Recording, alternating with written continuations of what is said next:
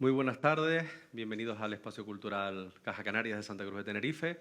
Gracias por acompañarnos en esta cuarta edición del foro Enciende las Redes, que como saben, este año pues, va a tratar del universo de la ficción sonora, de los podcasts de ficción nacional. Y bueno, como ustedes pueden ver, yo no soy José Antonio Pérez Ledo, que debería estar aquí como moderador. Ha tenido un pequeño percance de salud, que afortunadamente no ha sido pues, nada importante, pero sí que a última hora le ha impedido trasladarse a Tenerife. Y en este caso, pues bueno, yo modestamente voy a intentar sustituirle. Soy Fernando Sánchez, director de comunicación de la Fundación Caja Canarias, y desde hace 2 años, junto a José, pues ya en la tercera sesión, a finales de la tercera sesión de este foro, veníamos barruntando la posibilidad de darle protagonismo pues, a este campo que ahora mismo está teniendo un auge importante en la ficción nacional y que está pues, teniendo producciones de tanta calidad como las que protagonizan estas dos cabeceras que acabamos de escuchar, El Gran Apagón y Guerra 3, ambas dirigidas por Ana Alonso, por Roberto Maján, que nos acompañan hoy. Y bueno, antes de hablar un poquito de ellos, yo quiero recordarles que mañana y pasado tendremos nuevamente sesión a las 7 de la tarde de este foro. Mañana estaremos analizando Biotopía y Bloom, otras dos producciones muy premiadas y con millones de descargas. Estará su director y creador Manuel Bartual junto a la directora de ambas producciones, Carmen Pacheco, y Nicky García, actriz que es protagonista de ambas series y que además también junto a Manuel, no sé si saben, pues acaba de trabajar en una producción nueva de Podium Podcast llamada Titania, que acaba de terminar esta semana. Y el día 15, el sábado 15, cerramos con el análisis de La Esfera, otra producción de Podium Podcast que también acaba de estrenar la segunda temporada. Y estará aquí su director y creador Polo Menargues, estará el creador de su banda sonora, que ha ganado además un premio Ondas por ello, Teo Rodríguez, y estará el actor Juan Vinuesa. Yo, claro, si hablo del currículum de ambos, de Ana y de Roberto, pues nos llevaría la mitad de la sesión de hoy porque tienen unas trayectorias ambos extensísimas y de altísima calidad, pero bueno, por resumir, Ana es filóloga, es periodista, es la jefa actual de Ser Podcast, ha trabajado tanto en Radio Nacional, Radio 3, en Carne Cruda, en M80, en la editorial Penguin Random House, en Podium Podcast, y es la directora, como les digo, del Gran Apagón, de Guerra 3 o de otras producciones, bueno, el Cuento de Navidad que todos conocen. Roberto Maján ha sido durante muchísimos años realizador del Hoy por Hoy, de uno de los programas estrella de la cadena SER, es el responsable actual de emisiones en Prisa Radio. Y bueno, él como, para que nos entendamos, él hace que las parrillas tengan sentido, que todo eso que escuchamos en la radio, pase lo que pase, aunque haya alguna actualidad a última hora, pues no se nos caiga la programación y que todo encaje. Y bueno, ha hecho el diseño sonoro de numerosas audioseries, entre ellas también Guerra 3 y El Gran Apagón. El Gran Apagón, yo creo que estamos de acuerdo en que marca un punto, ¿no?, de inflexión en la producción de ficción nacional sonora. A partir de ahí hay un boom. Estábamos hablando esta mañana que debe estar aproximadamente en las 8 millones ya de descargas, ¿no? Sí, hace mucho que no lo consultamos y Pero, no son cifras, pero no podemos firmar las por ahí, cifras. No sé, pero seguro pero lleva que muchas, por sí. ahí. Y tengo entendido, una de las cosas que hablaba con José cuando preparábamos todo esto, ¿no?, que todo esto nace a partir en su momento de una reunión, ¿no?, en Cadena SER, donde se plantea realizar algo así, y José ya llevaba tiempo hablando y con interés en hacer algo sobre el tema de las tormentas solares, además desde un punto de vista científico y de las consecuencias que podrían tener una tormenta solar de nivel 9 o de nivel 10 con respecto a las telecomunicaciones en el planeta, ¿no? Entonces, bueno, yo para empezar un poco les preguntaría a ustedes, que también son los protagonistas de todo eso, ¿cómo fue esa reunión? ¿Cómo nació esa idea y cómo empezó a caminar el Gran En esa Apagón? reunión primero nos estudiamos los unos a los otros para ver si confiábamos, porque no nos conocíamos, nos reunieron cuando se iba a crear Podium Podcast y el entonces director de Cadena SER, Antonio Hernández Rodicio, habló con José Antonio Pérez Ledo por un lado, habló conmigo y habló con Roberto, porque pensó que podíamos ser un equipo que se juntase y, oye, dio con la tecla, porque ahora somos muy amigos, a pesar de haber trabajado en una ficción sonora juntos. Sí, no es fácil. Entonces, en aquella reunión yo recuerdo además que nos quedamos luego José Antonio Pérez Ledo y yo hablando y me decía, a mí no me gustan las ficciones estas que hablan los locutores como muy de, hola cariño, ¿qué tal estás? No, yo le decía, no, yo vengo del teatro, yo voy a coger actores que lo hagan lo más natural posible, no te preocupes. Por aquel entonces recuerdo que la serie no se llamaba El Gran Apagón, se llamaba Ruido Blanco, el ruido este de las teles cuando se quedan sin conexión, y nos dijo, bueno, había pensado también llamarlo El Gran Apagón. Y yo al principio no sabía nada de tormentas solares, luego de repente me puse a estudiar y además como esos temas que no conoces y de repente sabes que existen y empiezas a escucharlo por todos lados, lo de las tormentas solares, hubo varias y la gente nos escribía en Twitter, ha habido una tormenta solar en no sé dónde. Y bueno, yo recuerdo esa reunión, pues todos íbamos a hacer algo que no habíamos hecho hasta entonces, el escribir para audio, venía del mundo del audiovisual. Yo había participado como actriz en ficciones sonoras, pero no había o en audioseries, se llaman de muchas distintas formas, y no había dirigido nunca. Y yo creo, Robert, que tú tampoco habías... Nada, yo pocos montajitos para radio, me he enfocado casi en el mundo informativo, pues algo que recreas alguna situación, las típicas audiopromos de radio, pero ficción sonora como tal es que tampoco había. Es decir, se empezó a fraguar Podium, salió adelante este proyecto, o parecía que salía adelante, y eso, nos juntaron a todos. Yo creo que nos habíamos visto las caras por la radio el uno al otro, pero no terminamos ni tan siquiera de ubicarnos. Y ahí salió para adelante. Teníamos más miedo que vergüenza, o sea, era como... Pérez nos dio un taco así de guiones y yo dije, madre mía, tengo que grabar todo eso con actores. Y además cuando empecé a leerla dije, guau, es súper ambiciosa, aquí tiene que hablar gente en todos los acentos, de distintas nacionalidades. Mi obsesión era que si salían colombianos fuese gente colombiana y no españoles que hacían de colombianos. Y entonces fue un momento, estábamos todavía como de, bueno, ¿cómo va a ser esto? Y la verdad es que fue duro, pero muy gratificante. Bueno, va a poner, yo imagino que todo el público que está hoy con nosotros ha escuchado ambas audioseries, pero un poco cuéntenles de qué va El Gran Apagón y Guerra 3, cuál es un poco la...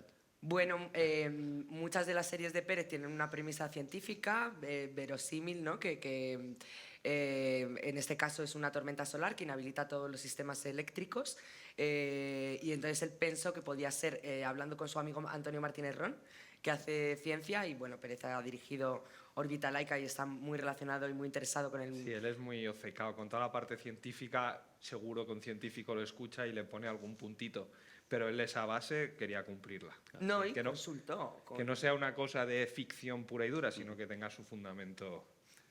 Y entonces una tormenta solar inhabilita todos los sistemas eléctricos, son 3 temporadas y la serie empieza ahí, ¿no? Empieza cuando eso sucede e imagina un mundo distópico en el que los personajes están a oscuras, ¿no? Y es una serie que además tiene muchos personajes, tramas muy cambiantes y que se va en cada episodio, además en la primera temporada, a distintos sitios. No, va explotando eso entre distintas historias, se van cruzando las tramas, los personajes. Era un poco trasladar al mundo de la ficción sonora lo que estamos muy habituados a ver en el audiovisual. Si tú te pones cualquier serie hoy en día en Netflix y ves esas situaciones donde hay distintas tramas, se van cruzando los episodios, el cliffhanger era como algo que era casi un poco la base, casi todos los episodios acaban con oh, quiero escuchar el siguiente, quiero escucharlo. Y eso se trasladó efectivamente al mundo sonoro. Y después de ese éxito, ¿cómo abordan Guerra 3? Pues, es una temática distinta, también es claro, parte pero de una premisa. desde nuestro lado un poquito más echados para adelante, claro. Porque nosotros partíamos de, bueno, vamos a ver cómo va esto, y ya para el segundo proyecto, que era Guerra 3, ya contábamos un poco con el respaldo, sabíamos que era un producto que había funcionado, y a la hora, pues bueno, pues desde el lado de Ana, de gestionar qué actores podíamos contar o con qué actrices, y desde mi lado, a la hora de, oye, tantas sesiones necesitamos, de estudios y tal, pues ya era, pues oye, vamos un poco sobre seguro, sabemos a lo que vamos. Claro. Podríamos pedir un poco más en ese sentido. Claro. Pero también con el miedo ese razonable de todos los creadores que han hecho algo que ha gustado a mucha gente y que dices, si ahora si lo hacemos mal, cuando ya sabemos un poco hacerlo. Sí. Pero bueno, siempre te encuentras con nuevos retos, con cosas que habías grabado de una forma y que piensas que hubiese sido mejor de otra. Y entonces piensas, esto para la próxima me sirve, pero entonces surge otra dificultad y siempre pasan cosas. Claro. Precisamente era una pregunta que tenía para después, pero al hilo de lo que comentaba sobre la selección de actores, te quería preguntar cómo se afronta la selección de un elenco protagonista. Estamos hablando en Guerra 3 de Nacho Novo, de Miguel Reyán, de Juan Rabonet, pero después ya en Guerra 3 pasamos a Eso actores... es Gran Apagón, sí. Claro, en el Gran Apagón, disculpa, efectivamente, pero que en Guerra 3 después ya pasamos a Carlos Bardén, Adrián Ugarte, actores de primer nivel también en el mundo del cine y la televisión. ¿Cómo se les convence para hacer radionovelas digitales? Bueno, además con el éxito del Gran Apagón lo teníamos más fácil en Guerra 3 porque la gente ya sabía lo que era un podcast de ficción, pero yo llamaba a actores para explicarles que quería que trabajasen y me decían, pero en una radionovela. Y yo les decía, bueno, se parece más al cine, pero es solo audio, entonces, Bueno, había de todo, porque como estaba planteado también como un falso documental, el Gran Apagón, pues salían muchos periodistas. Entonces nosotros lo estábamos grabando en la SER y a base de favores a la gente, a nuestros compañeros, entre boleto y boleto, oye, porfa, te vienes a grabar una cosa. Entonces teníamos muchos personajes que eran periodistas y hacían de periodistas de sí mismos, ¿no? Y luego, por otra parte, había locutores que están acostumbrados a trabajar como dobladores en cine y en televisión. Y luego había también mucha gente que venía del mundo del teatro, porque al final sí, lo importante es que seas buen actor. Luego cómo acercarse al micro, cómo no gritar, y eso es trabajo nuestro, ayudarles en eso, pero no es lo más definitorio. Entonces, bueno, yo intento crear un reparto, ya te digo, siempre atendiendo a que la gente hable en el acento que tiene, natural, excepto en el Gran Apagón, que tenía que ser una niña como de 14, 15 años y era una actriz de casi de 20 y tantos que era de Albacete en vez de ser gallega. Entonces, Nacho Novo... Sí, ahí nos saltamos la norma. Sí, porque es que yo no encontraba una gallega actriz que diese tan joven y tal, y entonces Nacho Novo le decía las frases con acento gallego y ella las repetía con el acento gallego y bueno, íbamos ahí conformándolo. El año siguiente, Nacho Novo llega a la segunda temporada y le digo, oye, estás menos gallego. Dice, ya es que mi familia se ha reído de mí por hacer demasiado de gallego. Porque claro, como él llevaba en Madrid muchos años, extremó mucho su propio acento gallego y dices que no sabes lo que se han reído de mí por pasarme de gallego. Entonces, bueno, hay distintas, pues con mucha preocupación, ya te digo, porque por encontrar coreanos, si eran coreanos, porque vivimos en un mundo muy global, la gente me decía, bueno, que sean chinos, digo, no puede ser, ¿sabes? O sea, yo me acuerdo cuando colgamos luego los primeros capítulos de Guerra 3 y me decían, los primeros mensajes eran de coreanos y digo, mira, si es que, en fin, entonces encontrar todas esas lenguas, actores que trabajasen en esas lenguas y luego también ir un poco más allá del cliché, ¿no? O sea, que las chicas que se enamoran no hablen con voz femenina y digan, oh, o los malos no hablen con voz de malos, o huir un poco de los tópicos y de los lugares comunes desde el punto de vista del reparto y de la dirección. Pero bueno, haciendo malabares, porque Pérez es muy ambicioso. A veces nos ponía, se oyen cientos de conversaciones por detrás. Y yo le decía, ¿cómo que cientos de conversaciones? Que además se van a oír por detrás. Y entonces digo, escríbemelas y las transformamos en una decena de conversaciones. Eso no teníamos que hacer, teníamos que decir, va, tú dinos las conversaciones, no nos digas cientos, pero escríbenos 5, las grabamos, ¿qué dicen? Las grabamos en los idiomas que podamos y lo metemos de fondo, porque claro, algo que se escucha de fondo durante 20 segundos implica horas de grabación en el estudio, todo para editar, para una voz que se escucha en segundo plano durante un rato. Entonces, claro, Pérez por pedir, pues pide, pero luego eso hay que trasladarlo al trabajo. Trabajamos con librerías y los sonidos que se escuchan de fondo en las librerías con las que trabajamos muchas veces son en inglés, entonces no podíamos utilizar. Entonces yo a veces decía a toda la redacción de deportes, oye, ahora que acabáis de hacer el programa, venís todos conmigo, y me hacían voces y tal.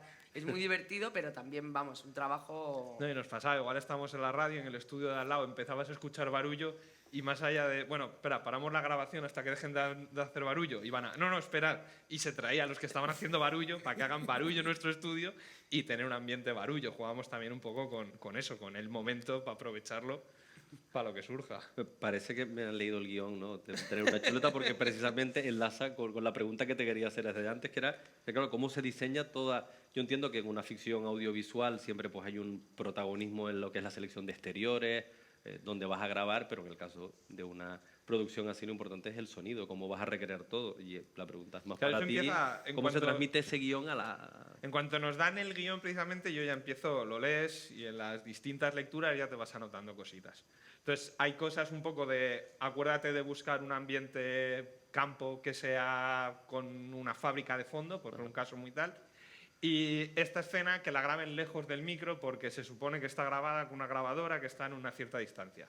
Entonces, esto a mí me ayuda de cara a cuando llegas a las sesiones de grabación de ya plantear, no, espera, este actor se tiene que poner un poco más lejos y esta otra persona que hace esta escena con él más cerca, o tienen que estar enfrentados. O esto que lo graben... Yo siempre juego... Esta es la teoría. Es decir, si uno está lejos y otro cerca, lo grabamos así. Pero yo siempre me curo en salud y hay otra toma donde los dos cerca del micro. Porque tú puedes falsear luego eso. No va a quedar igual de bien que si en el momento, pero no lo puedes hacer al revés. Es decir, si luego sobre el montaje la persona que tú has grabado en segundo plano queda muy distante, no se nota bien, prefieres que se le entienda la voz, ya no puedes echar marcha atrás. Entonces juegas con eso. Y luego ya a partir de ahí, pues muchas sesiones, mucho volver a montar, mucho cambio esto. Y hay una técnica, esto yo creo que todos los técnicos de sonido lo hacemos, que es tú lo trabajas, lo escuchas en tu casa, en tu estudio, con auriculares, con altavoces, y a partir de ahí te lo llevas al coche, te lo llevas a unos auriculares malos, te lo llevas a otro estudio, te lo pasas a no sé quién.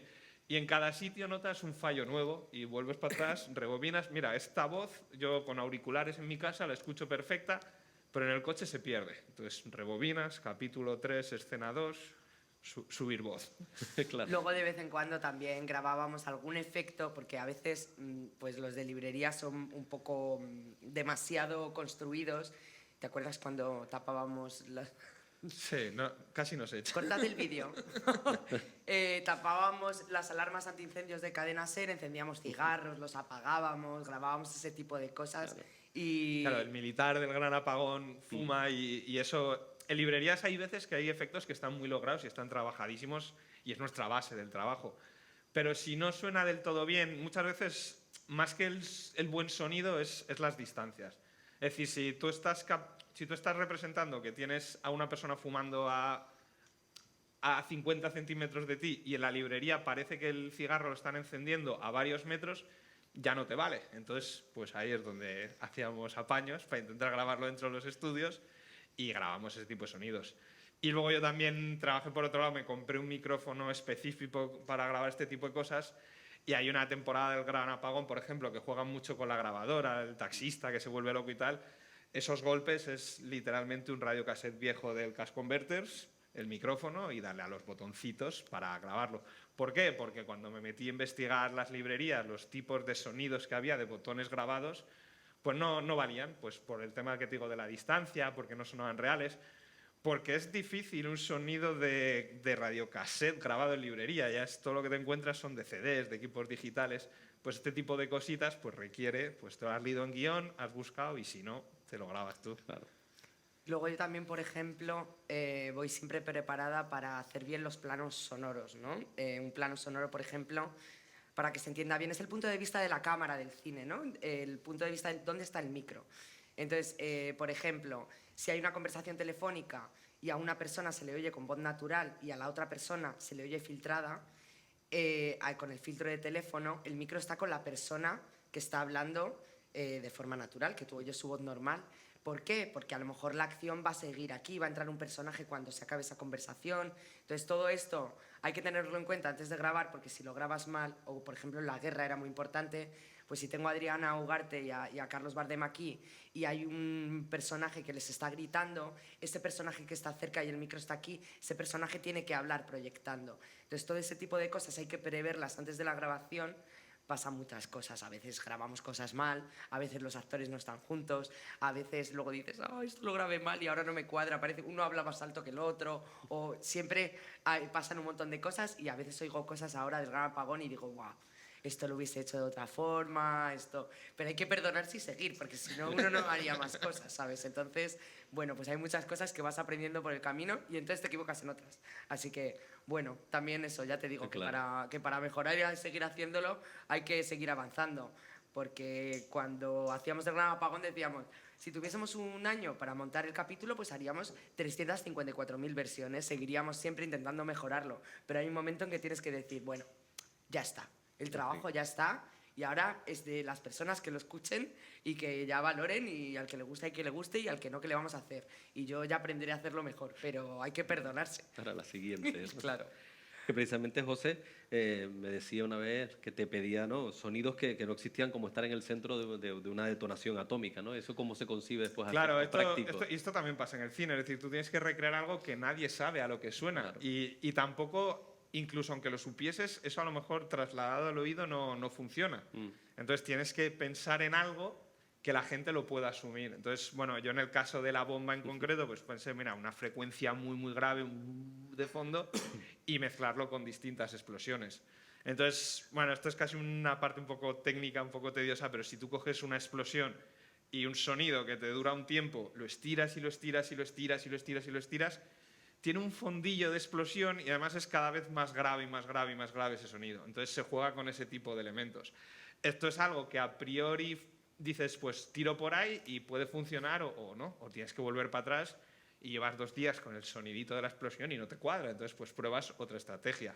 Pues partir de otra explosión o otra idea hasta que consigues dar algo, lo que te digo, que no tiene por qué ser real, pero se traslada a que funcione. Entonces un poco, en el cine le llaman el efecto coco, creo que se llama, que es tú ves un caballo y el caballo no hace ese sonido de los cocos, en verdad no suena así un caballo, pero si tú ves un caballo en el cine y no tiene ese sonidito, no es un caballo que están dando. Y las Entonces peleas. se trata de eso. Las peleas. Sí. Claro, las peleas en el cine, si tú ves, yo a veces con Alfonso Latorre, que hace muchas ficciones, él ponía en los cursos una pelea real en YouTube de gente peleándose, dándose unos puñetazos que no veas, y eso suena como... Y en el cine que te impresiona mucho el sonido, ¿no? Cuando se rompe un hueso, cuando se oyen las peleas, ese sonido está creado, está estilizado, no es tal cual en la vida, pero ya nos hemos acostumbrado a ciertos sonidos que representan otra cosa, entonces todo eso hay que tenerlo en cuenta. Pero es que me estaba riendo porque, claro, estás diciendo eso y es que ese sonido a lo mejor sonaba 5 segundos o 10 segundos y ha estado 2 días probando a... Es como, madre mía. Bueno, es la base un poco Sí. del trabajo, darle vueltas hasta que consigas estar. Y eso a mí también me pasa. Y ahora me pongo... De hecho, habéis puesto la intro del Gran Apagón y yo estaba pensando, la voz no suena tan bien como suena en Guerra 3, pero yo creo que es parte del trabajo de todos los trabajos. Es decir, tú partes de una base y vas mejorando, vas mejorando. Yo ahora me pongo el Gran Apagón y pues eso, pues le saco 30 fallos. A la primera temporada 30 fallos, a la segunda 20, a la tercera 10 y bueno, yo creo que es un poco la lógica de cualquier Pero no hay que trabajo. confiarse porque luego salen otros. O sea que, bueno, es lo que hay. Millán, antes hablábamos precisamente de los nombres tan importantes que hay en ambas producciones, en la última sobre todo con Jorge Perugorría, con Carlos Bardem, con Sí. Adrián Ugarte. ¿Es fácil convencer a actores de primer nivel? ¿Está de moda la ficción sonora? ¿Les apetece participar? Porque vemos en todas estas producciones que vamos a hablar durante estos 3 días y hablamos de gente del mundo de la interpretación que tienen calendarios de trabajo importantes en el cine y en la televisión.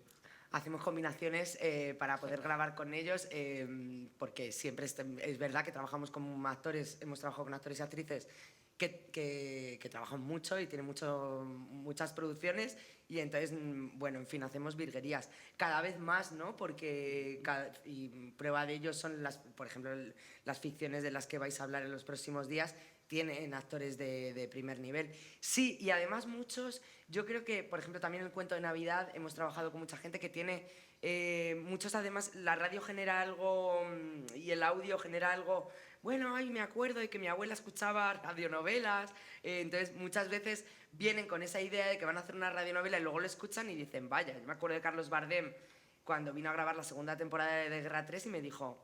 Pues que me ha escrito muchísima gente en Twitter, me ha escrito muchísima gente en redes sociales y he hecho pelis y series de las que no me hablaban tanto. Entonces, cada vez más, como son más conocidas, creo que los actores sí les apetece hacerlo. Aparte de que no tenemos los tiempos que tienen en cine, ¿no? Yo a veces... Eso es un gusto. En varias sesiones puedes grabar algo que en cine sería impensable, que necesitarías días y días y días. Es un gusto y lo padecemos también, porque ojalá ensayarlo muchísimo y no sé qué. Entonces yo les digo, me dicen, ¿estás ya grabando? No, esto es un ensayo. Digo, bueno, vamos a grabarlo por si acaso, por si me sirve algo. Porque muchas veces, claro, Gran Apagón, pues, o sea, Guerra 3, por ejemplo, con Carlos y con Adriana creo que hacíamos 3 días con ellos, juntos. Luego Adriana tenía algún día más por las narraciones. Sí, porque ella hacía el love. Que tenía en el off que tiene ella... Bueno, que en radio todo es off, ¿no? Siempre con lo del off me... No, bueno, la parte narradora. Sí, pero en realidad lo hacíamos en 3 días. Entonces, imagínate, grabábamos de una forma... grabábamos con ella las escenas en las que estaba con Carlos, luego grabábamos las escenas de ella, un poco como se hace en cine, de acuerdo a las necesidades de la producción. Entonces, yo creo que sí, que cada vez más los actores... bueno, y además el auge de los audiolibros y las ficciones hacen que cada vez estén más familiarizados con el género y les apetezca hacerlo. Yo creo que también ayuda cuando ellos, una vez que vienen una vez a grabar, ven que no es algo que sea tan distinto del cine, en el sentido que un micrófono te capta todo. Si tú estás sonriendo, parece una tontería, pero si hablas sonriendo, eso se traslada. Y si tú grabas una escena movida y haces así con los brazos, eso se nota. Entonces, al principio vienen con un poco de miedo y una vez que les has hecho 4 consejitos de, mira, sepárate un poco más, muévete un poco para que estés acelerado antes de grabar esta escena o tal, ellos se ven, no voy a decir en su hábitat porque no deja de ser algo nuevo, pero ven que es algo que no es tan distinto de lo que hacen habitualmente. Es cansado. Entonces, claro, eso ayuda a que quieran volver, vamos. Claro. Pero cuando trabajaban ya con el guión final, José, Sí. tú, Roberto, ¿ustedes le ponían rostro a los protagonistas? ¿Ya pensaban en actores concretos por la voz que tienen con respecto a la conformación del personaje? A veces sí. ¿Y llegaron a cuajar algunos de ellos? Me refiero, aparte, Sí. después que... Sí, en algunos, vamos, pensamos en no sé qué actor. Yo también tuve suerte en ese sentido porque, por ejemplo, con Miguel Reyán yo había trabajado en una ficción en Radio Nacional. Mucha de la gente que aparece en El Gran Apagón y de Guerra 3 fueron compañeros míos de teatro. Entonces, como venía del mundo del teatro, pues también conocía a mucha gente y tenía muchos actores y actrices buenos de los que tirar. Pero efectivamente sí. A veces tienes que tener cuidado porque muchas veces tiendes a que te gusten un tipo de voces. Yo quería que no fuesen todo voces colocadas, ¿no? Las típicas voces del doblaje que hablan muy bien y que están todos... Cada vez hay un estilo distinto, ¿no? Pero porque en la vida hay gente que habla con la voz ronca, hay gente que tiene defectos de habla, hay gente que pronuncia distinto. No quería que fuese todo como que se oyese como de... hola, encantada de conocerte. Y el otro, sí, cariño. No como el personaje de Fernando ¿No? Fernán Gómez en El viaje a ninguna parte, no el señorito. Ese rollo, ¿no? Y luego también tienes que tener cuidado porque inevitablemente te gustan un tipo de voces y tienes que tener cuidado, por ejemplo, cuando coges en una escena tienes a dos actores que tienen la voz muy parecida. Porque como no se les ve, se puede no entender, si tienen un timbre parecido, se puede no entender el guión porque no sabes quién le está diciendo qué, a quién. Entonces, siempre tienes que estar atenta a distintas cosas y luego, por ejemplo, no coger todo voces de un tono grave o todas de un tono agudo. Entonces, a veces en las necesidades del reparto tienes que hacer un equilibrio, ¿no? También a veces yo le decía a Pérez, pues en esta escena hay muchos hombres, quiero meter alguna mujer porque hay demasiadas voces muy graves, que las voces de los hombres se entienden peor a veces. Entonces, hacemos también muchas combinaciones, muchas veces también el reparto, pues bueno, claro, un actor a veces te dice cuáles tienen que ser los otros, ¿no? Y entonces vas conformando repartos de acuerdo a las necesidades del guión. Pero vamos, en el caso de Pérez las necesidades son que si coreanos, que si americanos, que si ahora inglés británico, luego ya era como inglés británico y este inglés americano y este no sé qué, o sea, conozco muchísima gente que habla muchos idiomas desde hace unos años. Y luego también era un problema porque los coreanos, por ejemplo, es el ejemplo que hemos contado otras veces.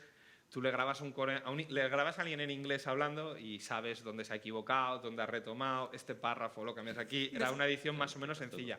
Los coreanos, ¿no? Hablaban todos ellos y, claro, había veces que se equivocaban, echaban para atrás y seguían y era, espera, si te has equivocado, dilo, volvemos, porque si no, luego esto no había forma de editarlo.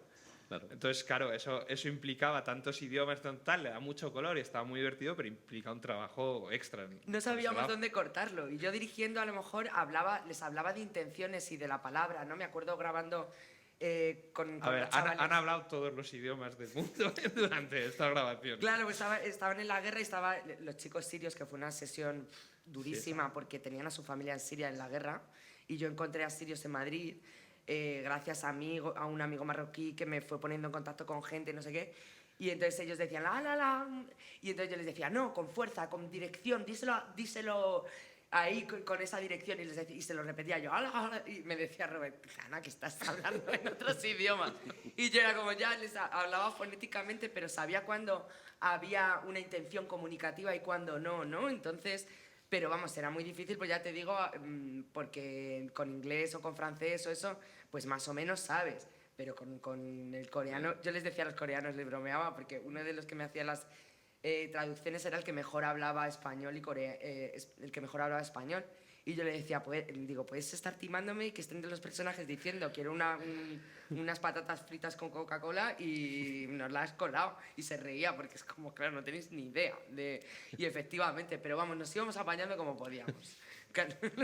Yo durante las grabaciones, yo solía salir y le mandaba audios a Pérez al guionista y le insultaba. Y le decía, no sabes lo que estoy sufriendo por tus guiones.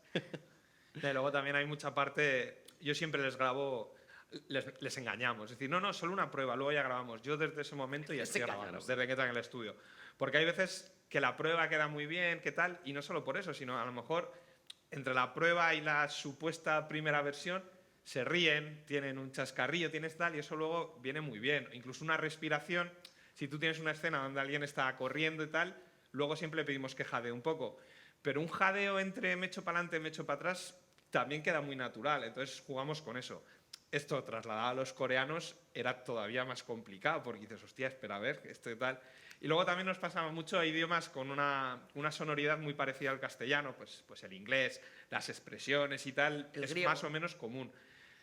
Pero los coreanos son muy poco expresivos cuando hablan, entonces a lo mejor es un drama brutal y te lo cuentan como si nada. Entonces, claro, eso era complicado. Eso para luego trasladarlo a, hostia, que está sufriendo mucho esta persona, era complejo. Es que hay diferencias culturales, ¿no? Yo me acuerdo que le decía, es que aquí te estás muriendo y dices, me cago en... Digo, como si dijese, me cago en todo y se ponía roja y me decía, yo jamás diría eso, ni aunque me estuviese muriendo. Y yo, ya, pero necesito esa energía, entonces, porque no se va a entender que te estás ahogando y que de repente se te oye...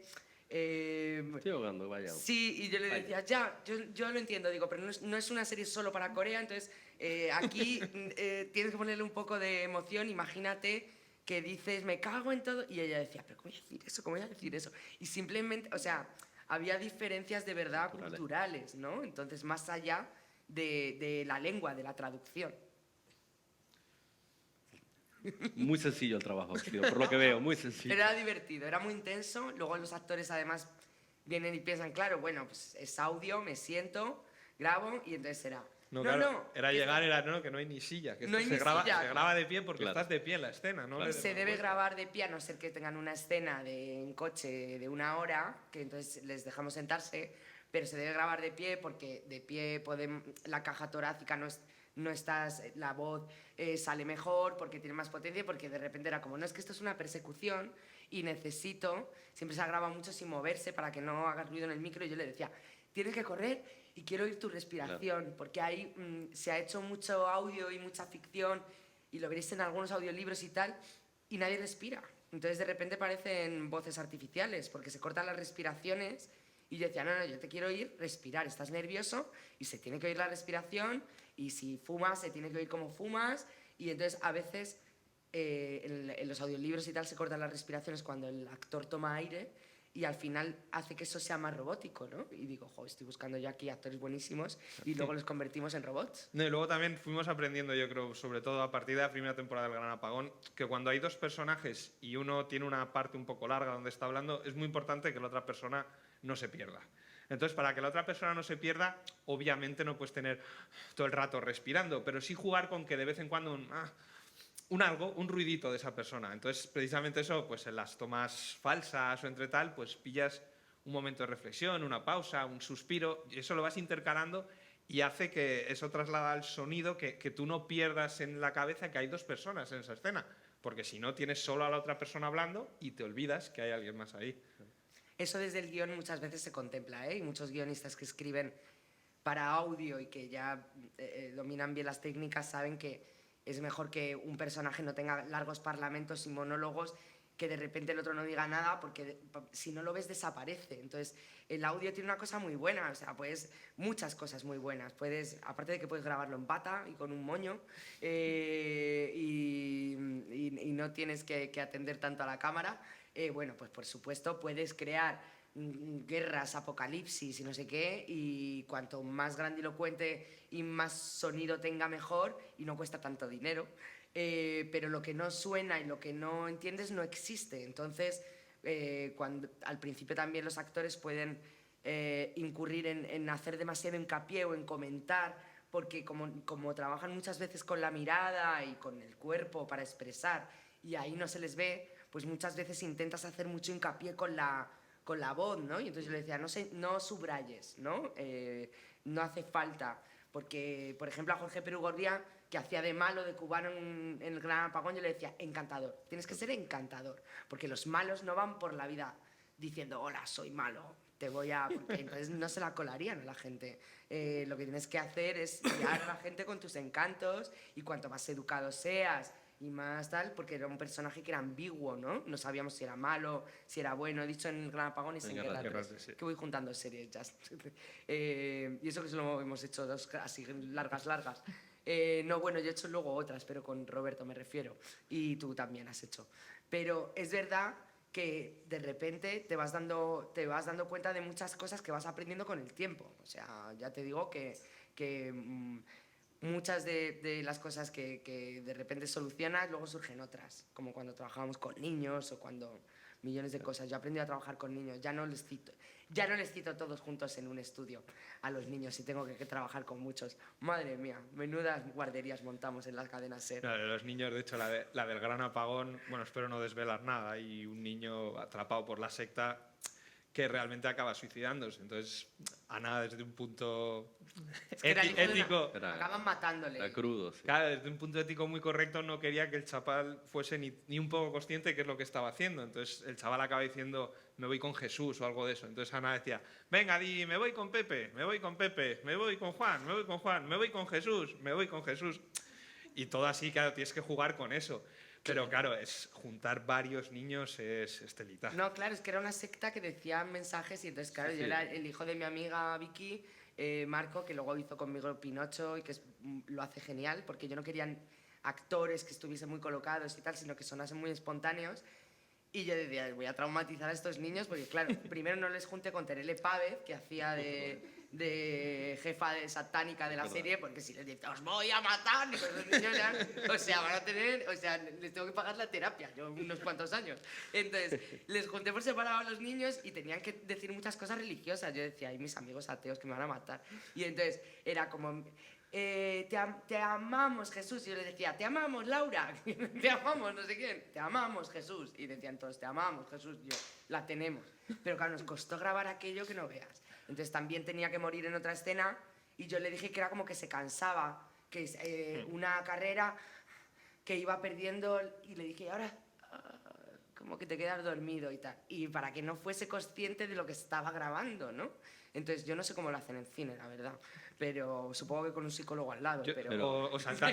O saltándose la parte ética. Niño, Muérete. Pero ya es consciente, ¿sabes si ha escuchado la producción? Él ya es consciente, Sí, evidentemente, porque además de ya la ha función crecido final. hace unos Vale. cuantos años de esto y, por ejemplo, en Pinocho, y ahora ya lo puede escuchar. Pero en aquel momento eran muy pequeñitos porque necesitaban niños pequeñitos. Y entonces eran todo hijos de compañeros nuestros de Cadena SER y porque, bueno, además los permisos para Sí, trabajar claro, con niños y legalmente tal, es complejo también. es muy complejo. Yo le dije a Pérez, el final de la temporada del Gran Apagón, cantan una canción unos niños y me costó muchísimo, pues con los hijos de amigas y con sus compañeros de teatro, grabar una tontería y le dije nunca más con niños y la segunda temporada la protagonizaban niños.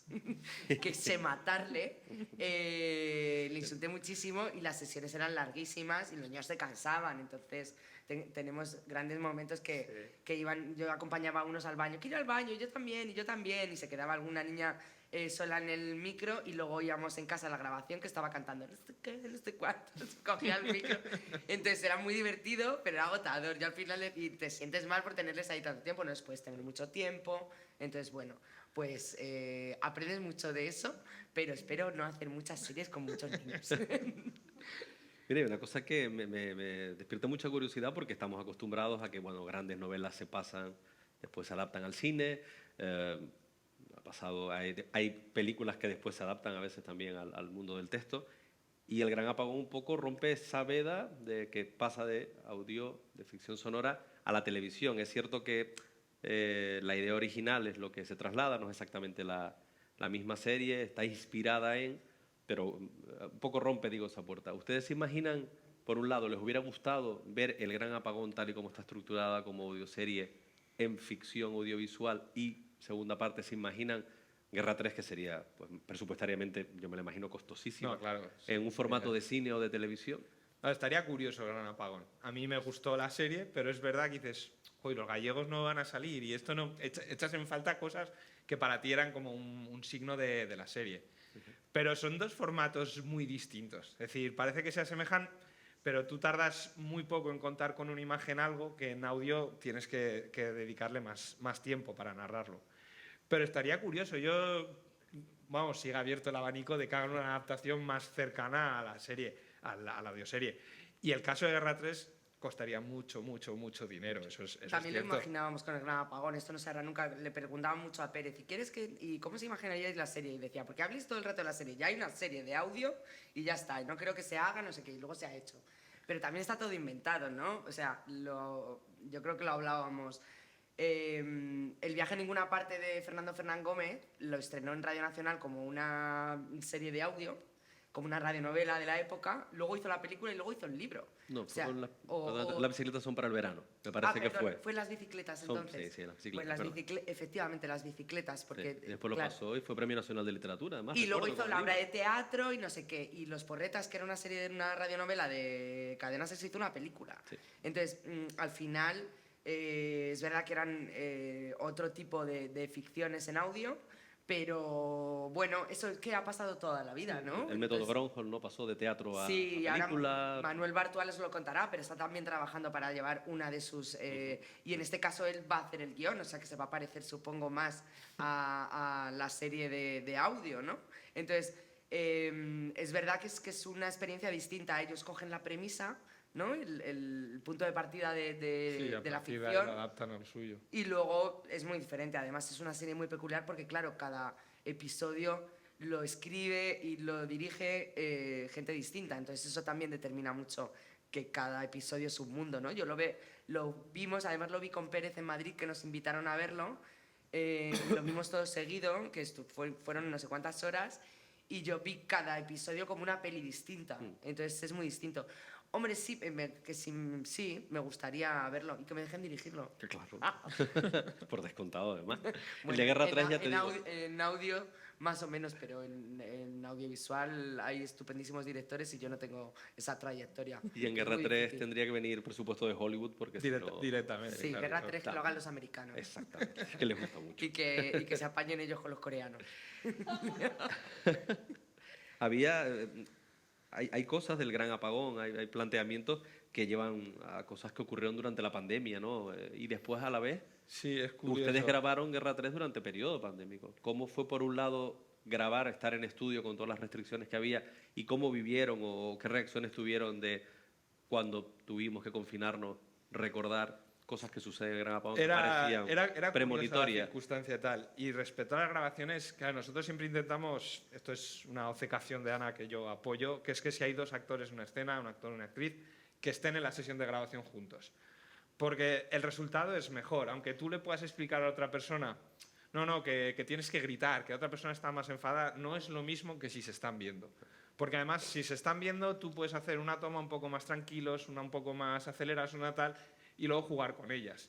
Entonces, eso en época de pandemia no lo podíamos hacer, teníamos que grabar de uno en uno, y eso implicaba muchísimo más trabajo. Trabajar incluso no es la forma ideal, hemos descubierto, pero poniéndole a la otra persona la grabación que habían hecho la réplica y a partir de ahí que lo hiciese. No es lo ideal, pero claro, era la única forma de adaptarnos. O sea, en los meses de que estuvimos encerrados no grabamos nada, porque no era una serie... Mira, Bartual me contaba el otro día que él sí que hizo, pero porque lo pensó así desde el principio. Sí. No era una serie, era la tercera temporada, nos quedaba, que fue la que más tardamos en hacer porque se dilató muchísimo. No era una serie en la que pudiésemos tener distintas calidades de micrófonos, cada uno grabándose con su ordenador.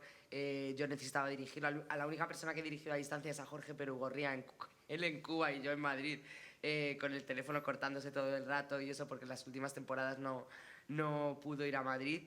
Y entonces no era una serie que pudiésemos hacer así, pero cuando salimos de la pandemia, pues claro, muchos actores llevan mucho tiempo sin trabajar y tenían miedo de grabar con otros actores en un estudio porque si cogían COVID, entonces se les caían las producciones que tenían. O sea, de repente se les caía la película, la serie, los proyectos, y entonces teníamos, muchos de ellos además tampoco querían grabar juntos y teníamos a personas de distintas edades y de diferentes condiciones. Entonces eso complicó muchas grabaciones y nosotros escuchamos cosas y decimos, esto se nota que está grabado, no sé qué, o el otro. Yo lo noto mucho cuando los actores no están juntos, porque, bueno, por mucho que yo le pueda decir, pues mira, ella se pone muy nerviosa, aquí te grita mucho, entonces tú también tienes que reaccionar así, pero no hay nada como que dos actores se escuchen y de la escucha del otro sus reacciones determinan las tuyas, ¿no? Entonces se utilizan estrategias y tonos, silencios y todo, que es mucho mejor si están juntos, claro que sí. Y se fue notando durante la producción, el ir eliminándose restricciones también facilitó todo, claro, entiendo. Sí, pero ya te digo que, claro, es una serie en la que participa muchísima gente, entonces imaginad 8 episodios de media hora cada uno, casi, grabados uno a uno, es grabarte la serie 350 veces, o sea, es como, claro, te grabas todo lo de Adrián, te grabas todo lo de Carlos, te grabas todo, y luego con los personajes, hay una escena de 4 personajes y viene un actor un día y la hace 8 veces y luego los otros 3 las vuelven a hacer otras 8 veces, imagínate, yo había... los fragmentos que habéis puesto yo me los sé de memoria y hace muchos años, Claro. pero de tanto escuchar, de tanto corregir, de tanto grabar, o sea, hay escenas que me sé. Sí, sí, Entera. sí, o sea, directamente. Bueno, ustedes han tenido, trabajando juntos, 2 de 2, es un pleno de éxito. Y deberían, entiendo yo, que si alguien está capacitado para responder esto son ustedes. ¿Cuáles son los ingredientes para hacer una buena ficción sonora? ¿Hay algún truco? Muy buena ¿Hay pregunta. magia? A ver, el guión yo creo que es esencial. Y sobre todo, ya aparte del guión en sí, la idea principal de vamos a hacer una audioserie de este tema. Una temática que te llame, que tenga un poco de chicha. El gran apagón, a cualquiera que le cuentes, que le guste el rollo de la ficción y tal, le dices, oye, vamos a hacer una audioserie de que pueda pasar esto en la Tierra. Y encima tiene un enfoque real que puede ocurrir. Yo creo que atrae a cualquiera. Y una posible tercera guerra mundial es que está ahí, quiero decir, es que el tiempo nos va dando la razón, que eso puede pasar. Y yo creo que eso es un buen ingrediente. Y luego ya asumir que lleva mucho tiempo y que el tiempo puede parecer que tú has estado grabando y que ya tienes la sesión buena y que no te hace falta seguir, pero vuelves a grabar otra toma más. Y puede parecer que estás perdiendo el tiempo y que te vas a casa 2 horas más tarde de lo que tenías pensado. Para nada, nunca es para nada, porque al final es que cada cosita se acaba notando. O a lo mejor hay un día que es para nada y no pasa nada, pero lo asumes como que te lleva mucho más. Y lo he dicho un poco antes, pero escuchar las cosas 200 veces, pedir un poco a veces ayuda a alguien de fuera. A mí me pasa, y supongo que a todos los técnicos, tú cuando escuchas 30 segundos de un momento un poco, pues bueno, con muchos ambientes, cosas que entran, cosas que salen, cuando lo has escuchado 20 veces, 30 veces, pierdes completamente la perspectiva. Ya no sabes si vas para mejor, para peor. Entonces, funciona parar, seguir otra escena y volver, pero también funciona ponérselo a alguien completamente fuera, que no ha escuchado nada, y le pones y dices, tú entiendes esto, sabes de lo que va, y eso ayuda mucho. Y yo creo que eso es muy importante. Cuenta cuando se lo pusiste a tu mujer y tú habías hecho un personaje, por favor. Hay una escena del gran apagón, cuando el taxista se vuelve loco y empieza a atropellar a todo el mundo. Ahí suenan, pues bueno, digo 30, pero yo que sé, a lo mejor son 20, 40 voces distintas de gente que la atropellan, que entran, que salen, el taxista gritando. Entre todo ese cúmulo de voces hay una voz, que soy yo, diciendo, no sé qué decía, quita de ahí, o cuidado que me atropellen, nada, 3 palabras. Entonces, bueno, yo jugando con esto de voy a ponérselo a alguien fuera, que ya no sé quién atropella a quién ni qué está pasando, se lo puse a mi mujer y dijo, oye, está muy bien, pero ¿quién es el que dice eso de quita? Suena fatal, ¿qué mal lo hace? Entonces nada, pues borrar, volver a grabarme diciéndolo un poquito mejor. De 30 veces me dijo, oye, me he sacado porque es que me ha dicho mi mujer que soy fatal. Pero claro, grabamos un montón de compañeros de la SER, seguíamos sin juntar suficientes voces, yo ya en mi casa con el montaje dije, venga, una voz más, me grabé a mí, jugamos con todo, y entre todas esas horas y horas y horas de trabajo, mis 3 segundos de gloria... Decía, es que me saca completamente de la escena. Y decía, ¿en serio? Sin haberle dicho que era el mismo. Pero claro, lo alucinante es que no te hayan abandonado después de estar montando una serie 8 horas al día y muchas veces con los altavoces puestos. Que puedes estar escuchando una misma escena, pues yo qué sé, 500 veces seguidas. O la misma frase, la misma palabra ahí limpiando una cosa. O sea, imagínate, eso es lo alucinante.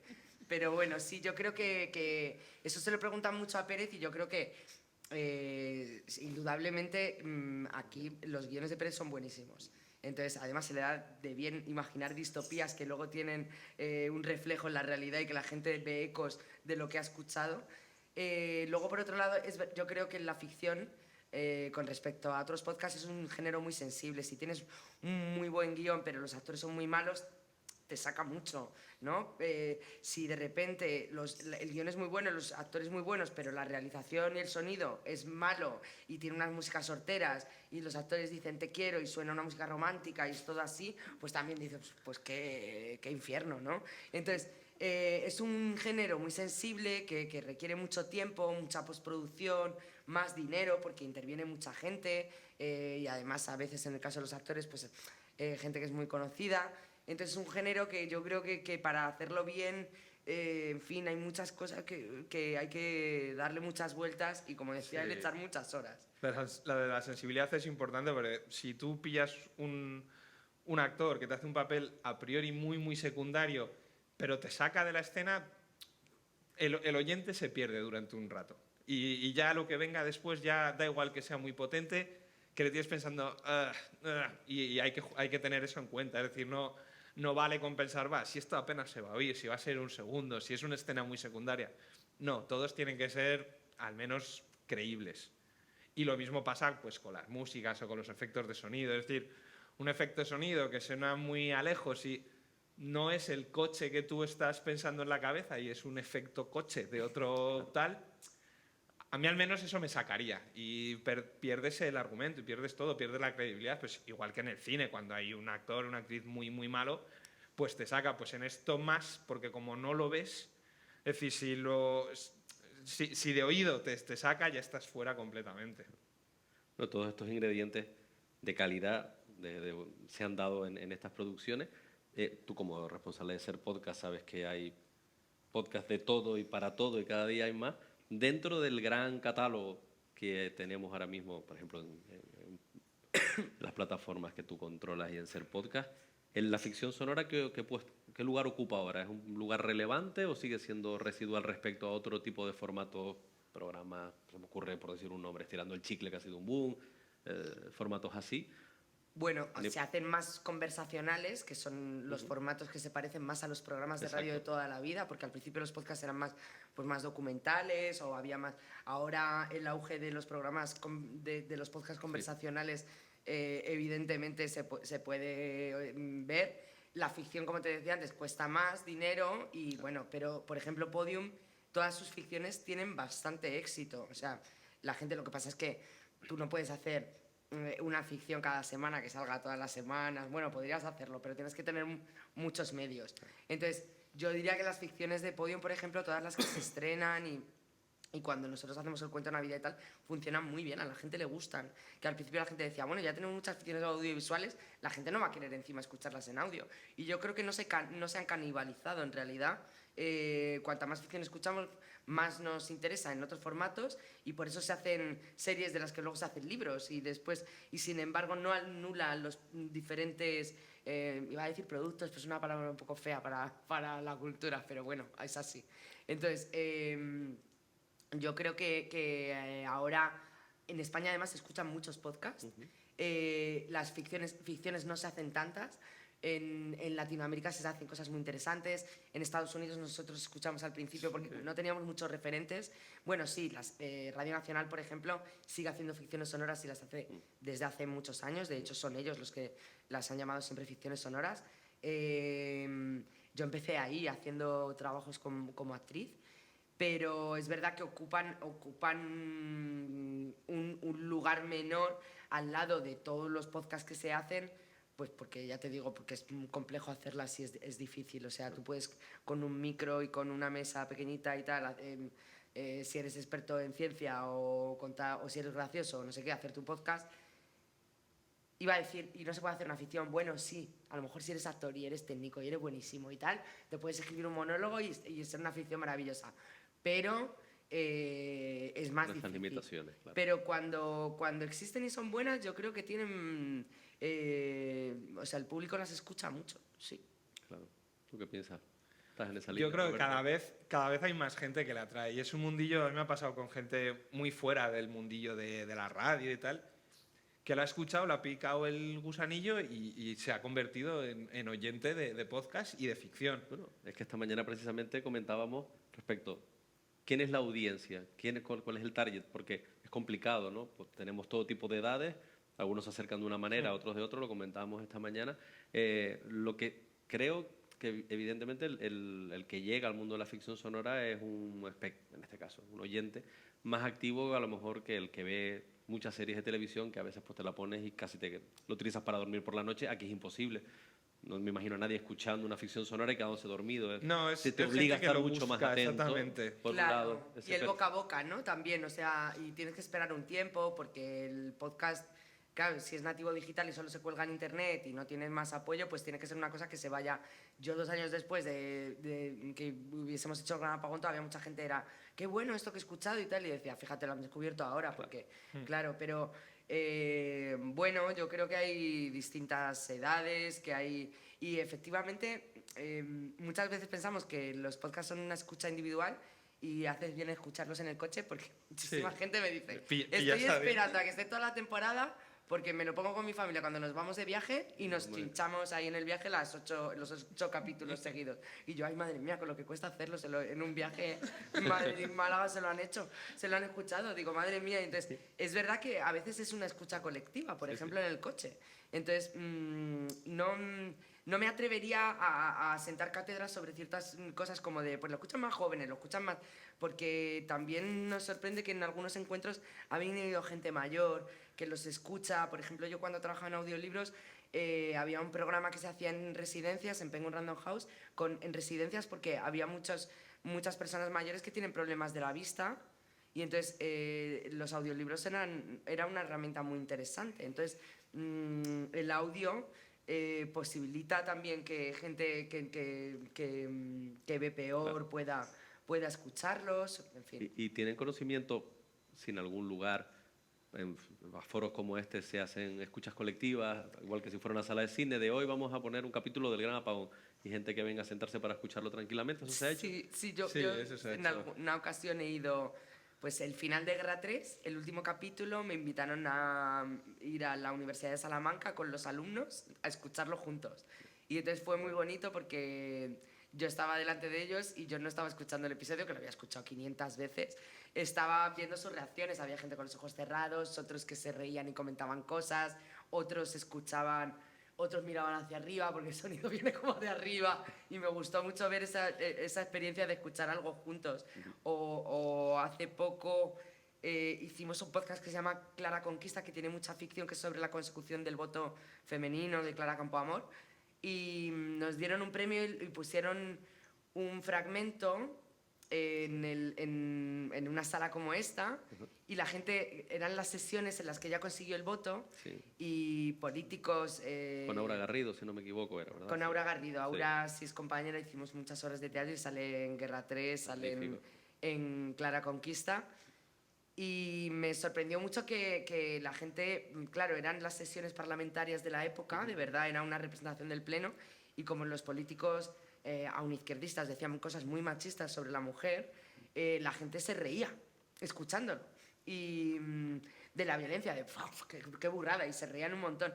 Y entonces decía, joder, yo no sabía que esto era cómico, ¿sabes? O sea, nunca me hubiese imaginado que la representación de una sesión parlamentaria causaba tanta risa, porque era brutal escuchar, claro.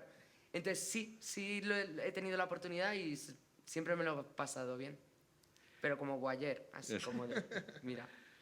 Bueno, antes de acabar, les tengo que preguntar, ¿algún proyecto juntos que estén ahí, que se pueda decir y que estén... Ahora mismo no, pero oye, saldrán cosillas. Yo espero que en un futuro... A mí es un mundillo que me picó desde el principio y es que es tan creativo, como técnico de sonido, es tan creativo hacer esto que me encanta. Es mucho trabajo, son muchas horas y ahora mismo en la parte profesional en la que estoy yo y en la que está Ana, nos cuesta rascar horas ya, como para encima meternos en proyectos nuevos. Claro. Pero algo saldrá, en algún momento algo haremos. Si José viene con un guión debajo del brazo y se los presenta, no van a decir que no. Claro, sería imposible. Sí, ahí has dado.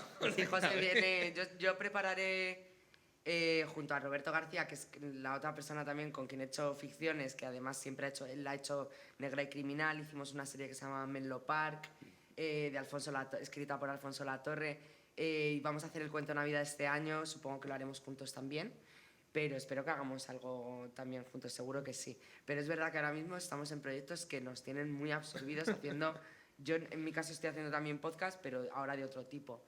Entonces sí, pero seguro que sí. Y con Pérez, vamos. Pues les agradecemos nuevamente su asistencia y les invitamos, por supuesto, a acompañarnos tanto mañana como pasado a la misma hora con nuevos invitados y seguramente, porque a lo mejor están unos días por aquí, pues a lo mejor Ana y Roberto también nos acompañan. Sí, Disfrutamos seguro. todos. Yo vendré mañana. Muchísimas gracias. Gracias. A vosotros.